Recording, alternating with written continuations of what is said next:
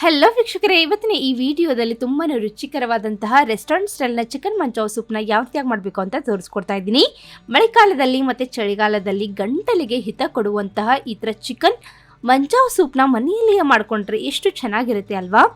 Same ಅದೇ taste, texture ಮತ್ತು thickness ಯಾವುದೇ ಒಂದು ಟೇಸ್ಟಿಂಗ್ ಪೌಡರ್ನ ಬಳಸದೆ ಮನೆಯಲ್ಲಿಯೇ ರುಚಿಕರವಾದಂತಹ ಈ ಮಂಚಾವ್ ಸೂಪ್ನ ಯಾವ ರೀತಿಯಾಗಿ ಮಾಡಬೇಕು ಅಂತ A to Z ಮಾಹಿತಿಯನ್ನು ನಾನು ನಿಮ್ಮ ಜೊತೆ ಟಿಪ್ಸ್ಗಳೊಂದಿಗೆ ಶೇರ್ ಮಾಡ್ಕೊಳ್ತಾ ಇದ್ದೀನಿ.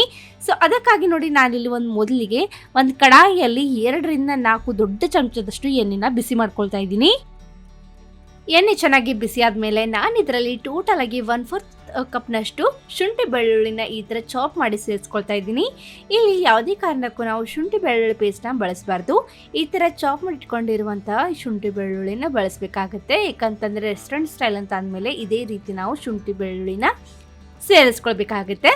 ನೀವು ಬೇಕಾದರೆ ಇದಕ್ಕಿಂತಲೂ ಜಾಸ್ತಿನೂ ಸಹ ಸೇರಿಸ್ಕೊಳ್ಬೋದು.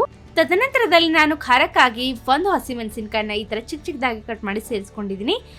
ನೀವು ಬೇಕಾದರೆ ಸ್ಕಿಪ್ ಮಾಡ್ಕೊಳ್ಬೋದು.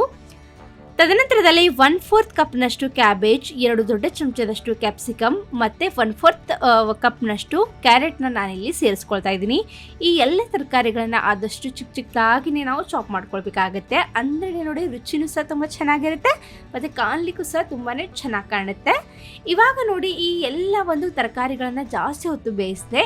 ಇದರಲ್ಲಿ ನಾನಿವಾಗ 5 ರಿಂದ 6 ಚಮಚದಷ್ಟು ಡಾರ್ಕ್ ಸೋಯಾ ಸಾಸ್ನ ಯೂಸ್ ಮಾಡ್ಕೊಳ್ತಾ ಇದ್ದೀನಿ. ನನ್ನ ಹತ್ರ ಡಾರ್ಕ್ ಸೋಯಾ ಸಾಸ್ ಅವೈಲೇಬಲ್ ಇದೆ. ಸೊ ಅದಕ್ಕಾಗಿ 5 ರಿಂದ 6 ಚಮಚ ಮಾತ್ರನೇ ನಾನಿಲ್ಲಿ ಸೇರಿಸ್ಕೊಳ್ತಾ ಇದ್ದೀನಿ. ನೀವು ನಾರ್ಮಲ್ ಸೋಯಾ ಸಾಸ್ನ ಯೂಸ್ ಮಾಡ್ಕೊಳ್ತಾ ಇದ್ರೆ ದಯವಿಟ್ಟು 8 ರಿಂದ 10 ಚಮಚಗಳವರೆಗೆ ಸೇರಿಸ್ಕೊಳ್ಬೇಕಾಗುತ್ತೆ. ತದನಂತರದಲ್ಲಿ 2 ದೊಡ್ಡ ಚಮಚದಷ್ಟು ಕೆಚಪ್ನ ನಾನಿಲ್ಲಿ ಸೇರಿಸ್ಕೊಂಡು 1 ನಿಮಿಷಗಳವರೆಗೆ ಮತ್ತೆ ಮಂದ ಉರಿಯಲ್ಲಿ ಫ್ರೈ ಮಾಡಬೇಕಾಗುತ್ತೆ. 1 ನಿಮಿಷಗಳವರೆಗೆ ಫ್ರೈ ಮಾಡಿದ ಮೇಲೆ ನಾನು ಇದರಲ್ಲಿ ಬೇಯಿಸಿಟ್ಕೊಂಡಿರುವಂತಹ ಚಿಕನ್ ಪೀಸಸ್ನ ಸೇರಿಸ್ಕೊಳ್ತಾ ಇದ್ದೀನಿ. ನಾನು ನೋಡಿ, ಈ ಸೂಪ್ಗೆ ಒಂದು ಚಿಕನ್ ಸ್ಟಾಕ್ನ ಯೂಸ್ ಮಾಡ್ಕೊಳ್ತಾ ಇದ್ದೀನಿ.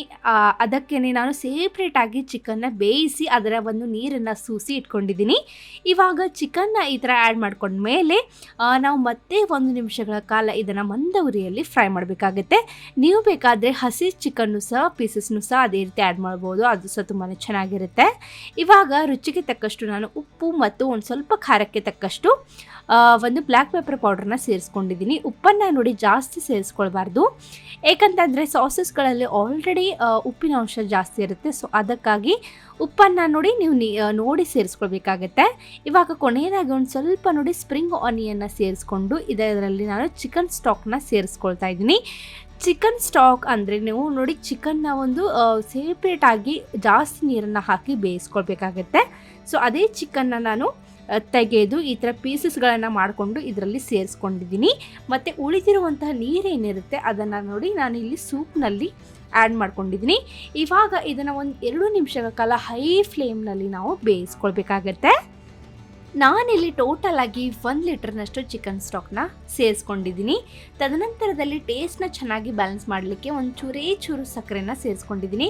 ಸಕ್ಕರೆನೂ ಸಹ ನೀವು ಸ್ಕಿಪ್ ಮಾಡ್ಕೊಳ್ಬೋದು. ಇದು ನೋಡಿ ಕಂಪ್ಲೀಟ್ಲಿ ಆಪ್ಷನಲ್. ನೋಡಿ, ಆ ಒಂದು ಚಿಕನ್ಗೆ ಮತ್ತು ತರಕಾರಿಗೆ ತಕ್ಕಂತೆ ನಾನಿಲ್ಲಿ ಒಂದು ಸ್ಟಾಕ್ನ ಸೇರಿಸ್ಕೊಂಡಿದ್ದೀನಿ. ತದನಂತರದಲ್ಲಿ ಕೊನೆಯದಾಗಿ ಇದರಲ್ಲಿ ಫೈನಲ್ ಟಚ್ ಅಂತ ಒಂದು ಸ್ವಲ್ಪ ಕೊತ್ತಂಬರಿ ಸೊಪ್ಪು ಮತ್ತು ಸ್ಪ್ರಿಂಗ್ ಆನಿಯನ್ನ ಸೇರಿಸ್ಕೊಳ್ಬೇಕಾಗುತ್ತೆ. ಯಾವುದೇ ಸೂಪ್ ಅಂತ ಅಂದಮೇಲೆ ಇದರಲ್ಲಿ ಸ್ಪ್ರಿಂಗ್ ಆನಿಯನ್ ಮತ್ತು ಕೊತ್ತಂಬರಿ ಸೊಪ್ಪು ಒಂದು ಸ್ವಲ್ಪ ಜಾಸ್ತಿನೇ ಬೇಕಾಗುತ್ತೆ. ರೆಸ್ಟೋರೆಂಟ್ ಸ್ಟೈಲ್ನ ಚಿಕನ್ ಸೂಪ್ ಅಂತ ಅಂದಮೇಲೆ ಒಂದು ಸ್ವಲ್ಪ ಥಿಕ್ನೆಸ್ ಇದ್ದೇ ಇರುತ್ತೆ ಅಲ್ವಾ. ಸೊ ಅದಕ್ಕಾಗಿ ನಾನು ಇದರಲ್ಲಿ ಒಂದು ಚಿಕ್ಕ ಚಮಚದಷ್ಟು ಕಾರ್ನ್ಫ್ಲೋರ್ನ ಒಂದು ಸ್ವಲ್ಪ ನೀರಿನಲ್ಲಿ ಮಿಕ್ಸ್ ಮಾಡಿಕೊಂಡು ಸೇರಿಸ್ಕೊಳ್ತಾ ಇದ್ದೀನಿ.